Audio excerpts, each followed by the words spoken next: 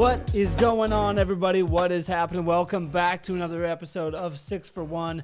My name is Paul. I will be your host and your tour guide on this tour through 6 shows for the price of 1. That is what we do here at 6 for 1. We give you 6 shows for the price of 1, 6 shows in the confines of 1 show, and that show is 6 for 1. So, normally I do not dress quite like this, so but you know what, Scott Hall passed away today, so I am dressed like this in homage to the bad guy.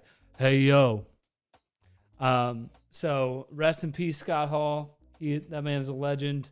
And first thing I want to do today is we are going to do things a little bit differently than we've done them the last couple episodes. We've started with fighting words the last couple episodes. And today we are going to start with Smart Mark University, because when a legend like Scott Hall passes away, you have to come right out of the gate with something to honor him. And so we are going to start today with a 10-bell salute. So here we go.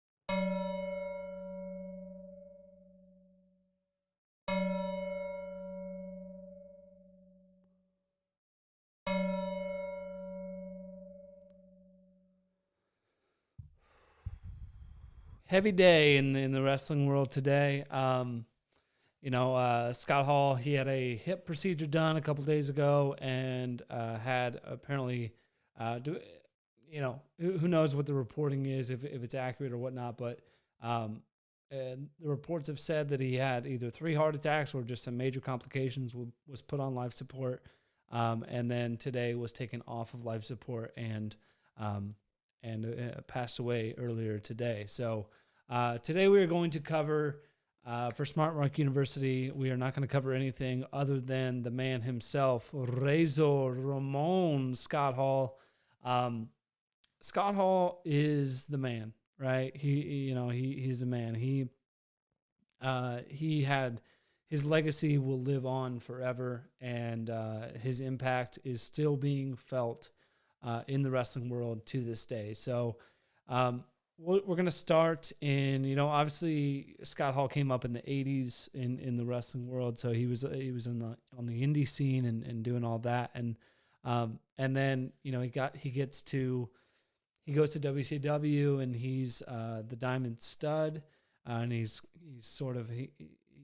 forms a pairing with Diamond Dallas Page, which will prove fruitful later on in his life. But, he does the Diamond Stud thing, then comes to the WWF, and he is given the character of Razor Ramon. And man, Razor Ramon, you got to put yourself back in 1995 shoes, because, Razor Ramon was sort of that first kind of cool character in wrestling. He at the time in the WWF and the WWE, things were very kind of hokey. They had Dr. Isaac Yankem. They had, the plumbers, and, everything was very occupational, and they had, but they were starting to kind of find these kind of cool characters like Diesel and Shawn Michaels and all this stuff. So, Razor Ramon was, I think Scott Hall talked about this at one time or another, that the idea for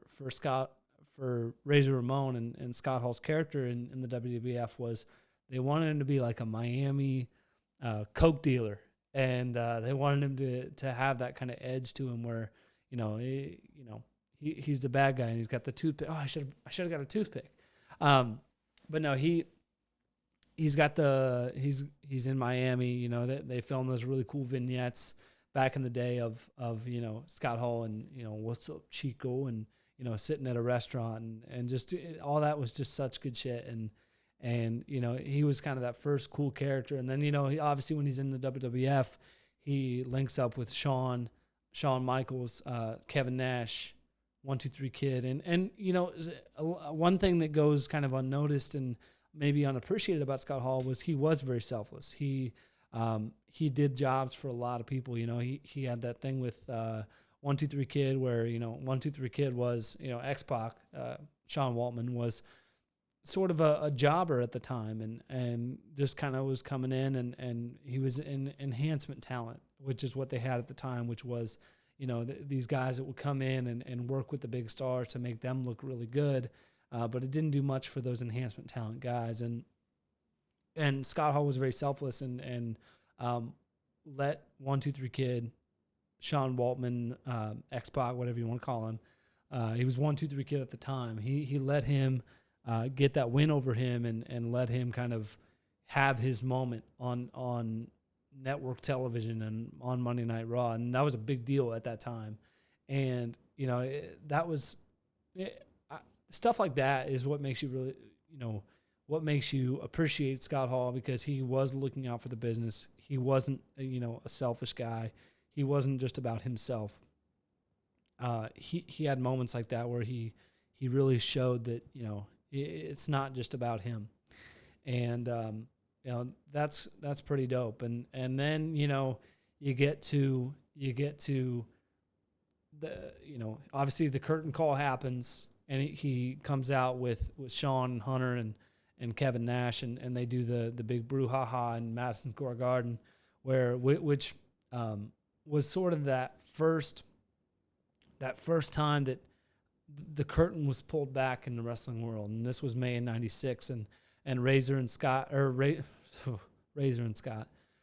Kevin, Razor Ramon and Diesel respectively were going to WCW, and it was sort of their last night with the WWF, and they come out with Shawn Michaels and Hunter, who were their real life friends, but they're on-screen opponents, and they have this kind of big moment in the middle of the ring, and it was caught on film and all this stuff. You know, everybody knows the deal, right? Everybody knows the story, but you know, it was sort of that first time that kayfabe was broken, and you know, Scott Hall was a part of that, and then he just continued that breaking of kayfabe.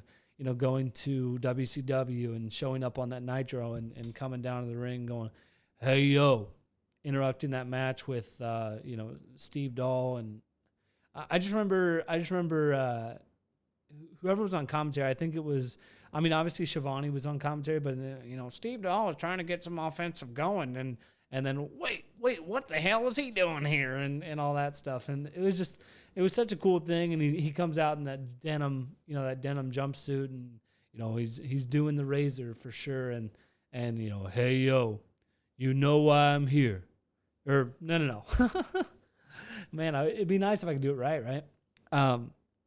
"You know who I am, but you don't know why I'm here."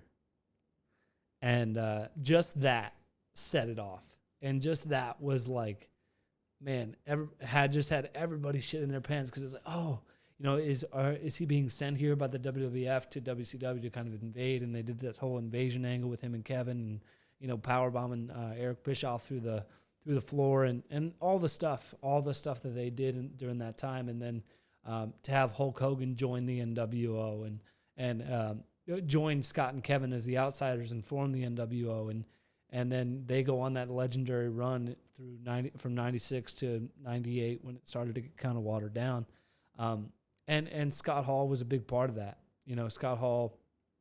It's just funny, like you look at sort of each, you know, place that he'd been, whether in the WWF, he was a part of a lot of cool moments, you know, important moments of the business, being the curtain call and just being in that kind of, just being a major player in that era. Razor Ramon in the ring with Shawn Michaels at WrestleMania 10 for their ladder match, which is one of the best matches of all time. And you know, he's a part of that moment, and then a part of, you know, the curtain call and doing all the stuff he did in the WWF, which a lot of it was just really good stuff, and that's where I think Scott Hall kind of found who he was meant to be in the business, and then he carried that through the NWO, and he carried that Obviously, he came back to the WWE after the WCW thing had kind of run its course, and also like when he was in WCW, they did the whole thing where they kind of poked fun at his substance abuse issues and all that, and I think everybody involved has kind of gone on a record of saying like, hey, that probably wasn't the best thing, but it was what it was at that time, and he got through it, and then he weathers the storm of WCW, comes back to the WWE for a very short run in 2002, does that awesome thing with The Rock backstage at No Way Out 2002, where The Rock is like, he's like, hey, you Chico, Razor Ramon, and and he's going through and roasting the whole NWO, and just being a part of that whole The Rock versus Hogan match, and then obviously Scott had his match with Steve Austin, and it was just, did it go the way anybody really wanted the NWO and the WWE to go? No, but at that point the NWO was kind of had run its course, and it was just it was what it was, and I think that everybody had kind of just realized that the NWO as an entity in pro wrestling was in the past, and that was a bummer. And obviously Scott had personal issues that led him to kind of out the door of the WWE, and that was a bummer. It was, and I'm young. I was not into wrestling at that time, but going back and looking at things and looking at how the narrative at that time, it was definitely a bummer, and just seeing him, and Vince has gone on record of saying no. Scott was a shell of himself, and all this stuff, and but to me the legacy of Scott Hall is that he turned it around. Scott Hall could have been a very sad story in professional wrestling. He could have been just another guy like when E60 did that piece on him, and it was look at the bad of shape Scott Hall's in.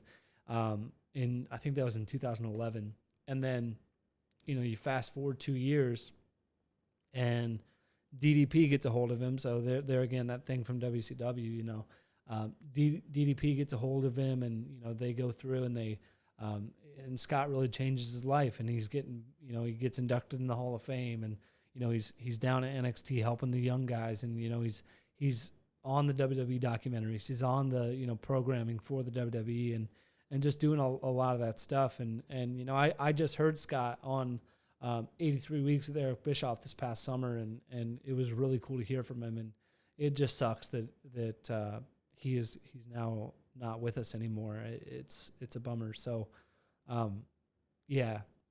but I think Scott Hall, he could have been a very sad story in the world of professional wrestling, but I think when it all comes down to it,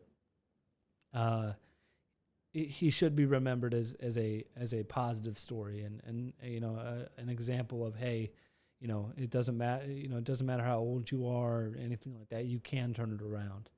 And Scott Hall is living, breathing proof of that. And to see, and for him to come through all of that and get clean and then go in the Hall of Fame and then have that moment at WrestleMania 15, as weird as it was to see the NWO and come out to save Sting, and that didn't really make sense, but it was what it was. But to see Scott Hall and Kevin Nash and Hulk Hogan and all those guys come out, at obviously an older, advanced age, and have their WrestleMania moment, was really, really cool. And I just it's just a bummer. Like, it's a bummer when you don't see it coming, because I thought that Scott Hall was on the right path, doing the right thing, and I thought we'd be able to have some more Scott Hall stories yet to be to hear, and just we'd be able to hear from him a little bit more. And the fact that he's now not with us anymore is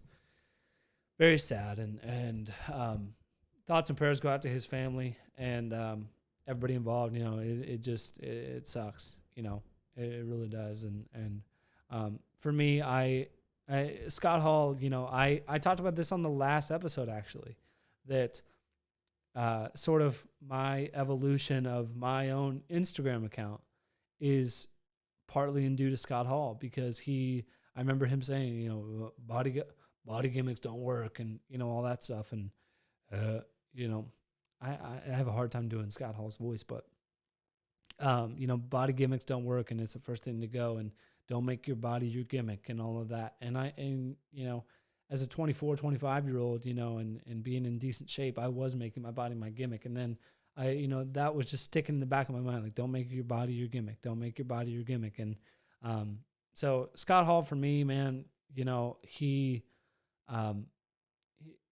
an inspiration, and I think he should be to everybody. And to see that, I just hope he gets his due in the end, and I hope that he is remembered for the right things and not for the wrong things, and I hope that he is, I hope he's at peace, wherever he is, and rest in peace, Scott Hall. So, R.I.P. Scott Hall. Kind of a bummer episode of Smart Mark University to start things off today, but man, losing Scott Hall is a bummer. So.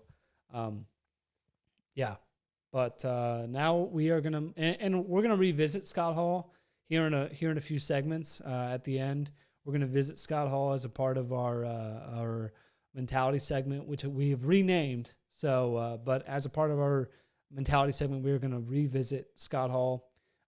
So we'll get to that later.